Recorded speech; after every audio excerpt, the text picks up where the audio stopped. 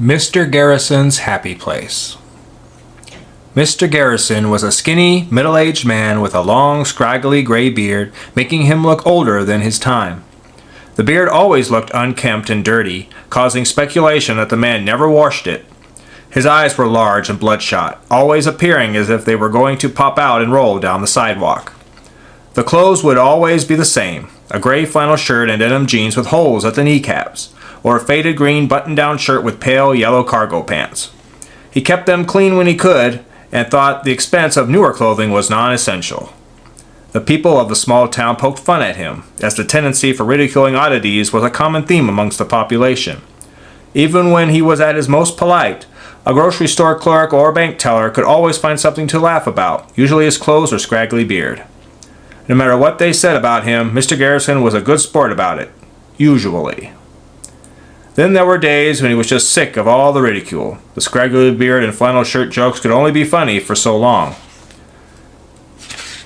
He would ask them to stop, but of course, they didn't see any harm in what they were doing. Sometimes the jokes would hurt like a scorpion stinger in the flesh.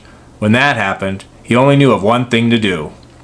His house was near the edge of the town's limits, right before the woodlands started. It was a small, one-story house with a shed where he kept all of his tools. Carpentry was his hobby. He had built tables, chairs, banisters, birdhouses, and what he was most proud of was his model replica of Fox Hollow. It was at the back of the shed, lit by a single bulb. Everything about it was perfect. The distance between the shops and houses, the length of the streets, every tree and every blade of grass was built to scale. He called it his happy place. Mr. Garrison even had figurines to go along with the model. He kept them in a baggie so as not to lose them. They were his precious children. One night, he reached into the baggie and fumbled around for the figurine of a bank teller. She was an older woman, short and plump, with a face full of wrinkles and the heart of a weasel. Earlier, she had told him that he needed to do something about his stench. It was like as if he'd had sex with a dead skunk.